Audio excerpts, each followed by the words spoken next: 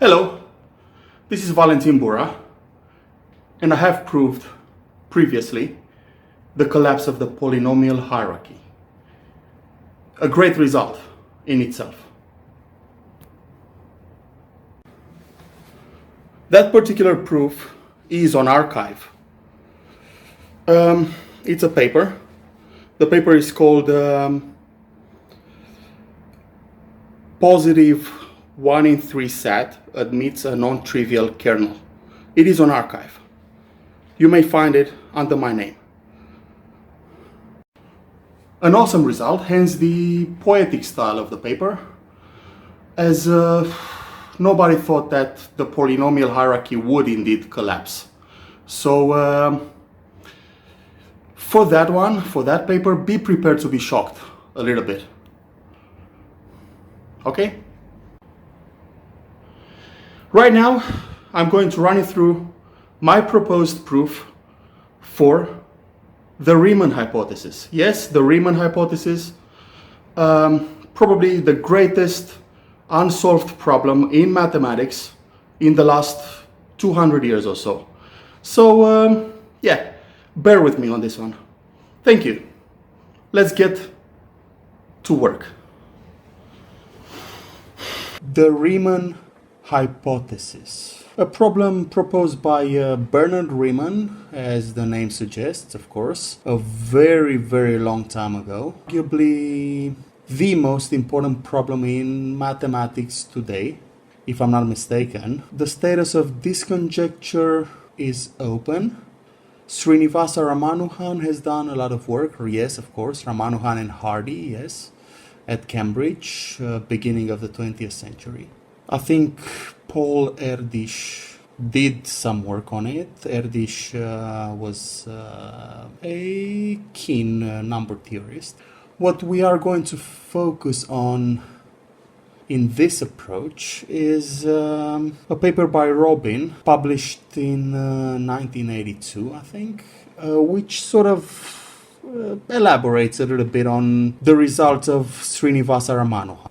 A matter of notation, we write very simply the following identity. Phi of n equals e to the gamma n log n. So, phi of n is e to the gamma n double logarithm of n. Phi is a function, of course, it's a function on the positive integers. E in this context is the base of the natural logarithm. Gamma is Euler's constant. We will take it as defined by Robin. I'm not going to explicitly write it here. This is not the course in mathematical analysis as such. The proof itself does not make much use of mathematical analysis. It's basically a combinatorics proof. Technically speaking, I work in computer science and in combinatorics and optimization. Phi of n here for a complex expression. The paper makes use of this technique, well, it is syntactic sugar really, to simplify things. So we write symbolically phi of n for this particular expression, e to the gamma n double logarithm of n. If you know about Łukasiewicz and Łukasiewicz logic, you can see it's kind of similar. So we make use of that in order to simplify notation a little bit. I hope you will enjoy this in the paper itself. We also write sigma n to denote the sum of divisors function. So sigma n, that's standard notation in number theory, elementary number theory, the sum of divisors function. Example. So, okay, sigma 4 equals 7. This is because 1 plus 2 plus 4 equals 7. So 1 divides 4, 2 divides 4, and 4 divides 4. So therefore, sigma 4 equals 7, 1, 2, and 4 being the divisors of 4. Sigma 5 equals 6. This is because 1 plus 5 equals 6. Yes, 5 is a prime number. Sigma 6 equals 12 similarly. It is, as the name implies, the sum of all divisors of the positive integer n. So that's what sigma n is. Notice that this is fluctuating actually. It's not strictly increasing or, okay, strictly decreasing, but it's fluctuating, so it can take very high values and then come to a low when we reach a prime number, and then it can go up again. Very neat way of making an account of the prime numbers in the positive integers. Robin's criterion. 1982, Robin proves that this problem, this conjecture, the Riemann hypothesis, holds if and only if sigma n is less than phi n for a finite number of values of the positive integer variable n. To restate this, if sigma n is greater than phi n for infinitely many n, then the Riemann hypothesis fails. But I've given you the hold condition here. So sigma n must be less than phi n for a finite number of values of the positive integer variable n. We show here this is in fact the case, that sigma n is indeed less than phi n for only a finite number of values of the variable n. There are a bunch of values for sigma that do not verify the claim. They start at 2 and they finish at 5040. Just a handful. These are the cases that do not verify the claim. A key observation here is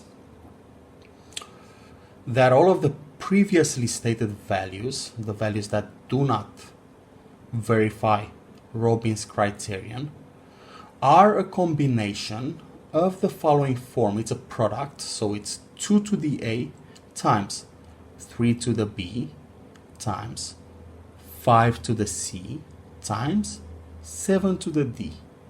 For values of a, b, c, d that are bounded above and in fact extremely small. So we prove here Robin's criterion fails for positive integers that are necessarily smaller than the following threshold. And it's, okay, 2 to the 5 times 3 to the 3 times 5 to the 3 times 7 to the 2. Okay, this is probably higher than necessary.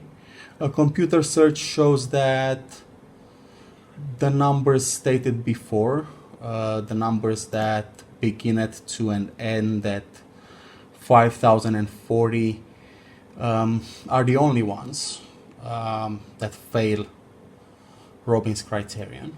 This is a technical condition, and this is the bound. We prove in our paper that any positive integer that is greater than this threshold must necessarily satisfy Robin's criteria. Now, another key observation.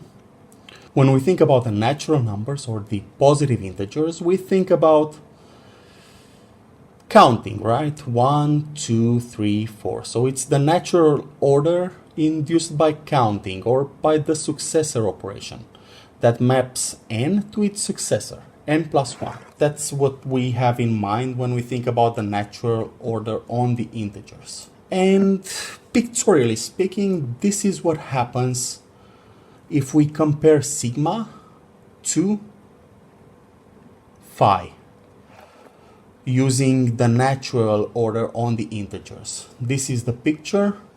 So we can see a function, it's clearly growing, but it's fluctuating, and really nobody knows, or nobody has really proved Robin's criterion in fact holds for all of the numbers above a certain threshold. Hence, the Riemann hypothesis is open. In this particular case, in this particular instance, we must think outside the box. We must find a different order on the positive integer numbers. The natural order on the integers is a little bit misleading here. We are going to use a result that most of us are familiar with, the unique factorization theorem. This says that every integer greater than 1 is either a prime number itself, or it can be expressed as a product of prime numbers, and this representation is unique. Okay, so this is a technical requirement, a very fortunate theorem, and this induces a special order on the positive integers, on the natural numbers. This order is a partial order on the positive integers induced by each integer's prime factorization. And the order looks like that.